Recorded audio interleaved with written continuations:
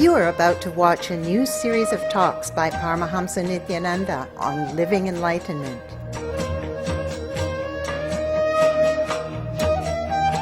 Taken from different discourses given around the world to audiences of up to 10,000 people. Nityananda explains what it means to live enlightenment and gives practical techniques to transform our lives and live this way every day in a fast-paced world. I welcome you all with my love and respect.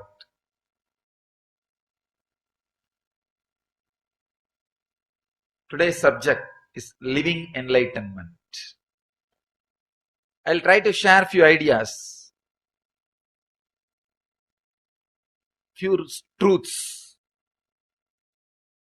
If you have the deep seeking, the inquiry sense, and inquire, you can be sure these truths can be internalized, and any truth internalized expresses in the life by itself. In Vedanta we have three words: Shravana, Manana, Nididhyasana. Shravana means listening to the great truths. Manana means internalizing it. Nididhyasana, living it. So today we'll listen few truths about enlightenment, try to internalize those truths, then naturally you will be living enlightenment. So the way for living enlightenment, the Jivan Mukti, is listening and internalizing. First, I'll try to share the few truths which I wanted to share with you all. What I mean by the word living enlightenment, please understand, this is the definition I have to share with you all. Living enlightenment means conflict-free life. Living without any conflicts, completely in ease with your body, mind, and the whole surroundings, what you experience as the outer world. Please understand. Many people come and ask me, Swamiji, how can we be conflict-free in this world filled with conflicts? How can, only when the whole world is silent, happy, blissful, I can become conflict-free? No, it is never going to happen. One more thing, actually your enlightenment is no way connected or related to whole world or anything. When you start living conflict-free life, what you know as the world will become conflict-free. Only that can happen. You will never be able to make the whole world silent, peaceful. All the problems are created by the people who are trying to make the whole world silent. Actually, there is no such thing as peace of the whole world. It never existed. It can never exist.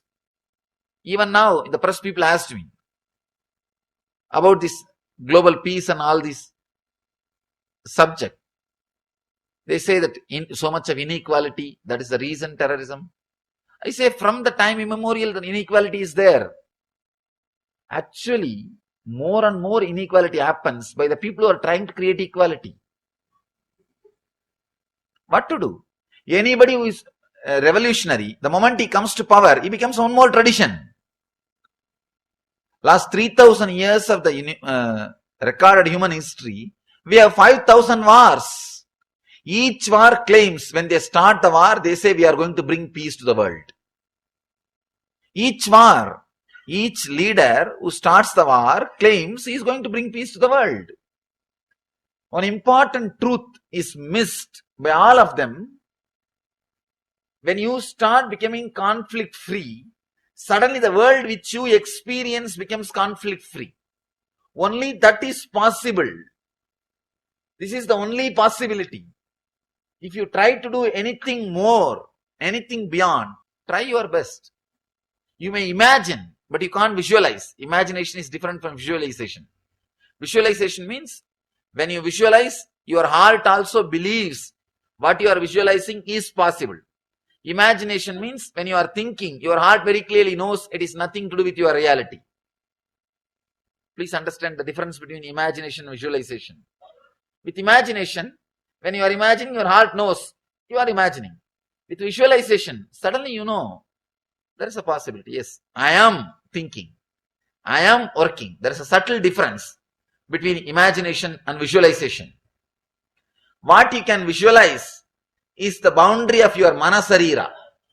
Whatever you can visualize, if that becomes conflict free, in tune with what you are inside, you are living enlightenment, you have brought peace in the world. Only this is the possibility. This is the only thing which is possible. Everything else is impossible. People think, oh, whole world should become peaceful, should become happy. Only then I will be peaceful, I will be happy. You will never be. It's like you wait. One child was waiting. Mother asked, where? Child was waiting on the seashore. Mother asked, why are you waiting without taking bath? He says, no, let all the waves get settled, then I will take bath. It's never going to happen. Please understand, it's a very subtle point. If you can understand this truth, your unnecessary efforts you will be relieved from those unnecessary efforts. The first definition, living conflict-free life inside your body, mind, and what you experience as the world. I am not using the word whole world. No. I am using the word what you experience as the world. This is the only possibility. Nothing else is possible. If this is done, you are living enlightenment.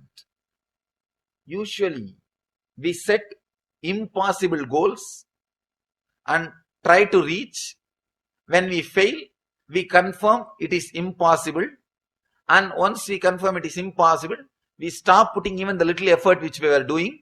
And after that, all we do is blame the world, blame the God, blame everybody.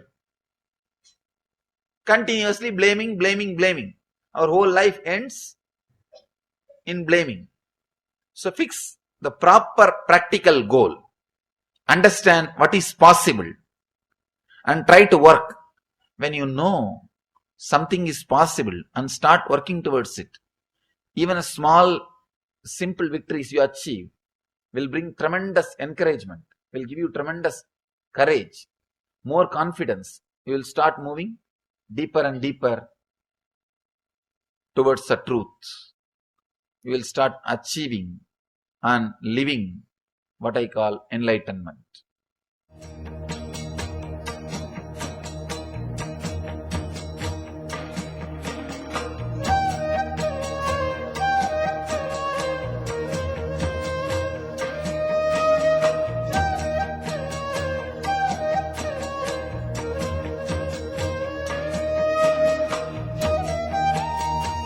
For more information on the science of living enlightenment, go to www.dhyanapeetham.org. Here you will find free meditations, free relaxation music, free ebooks, powerful awareness exercises, and articles about living enlightenment in today's world.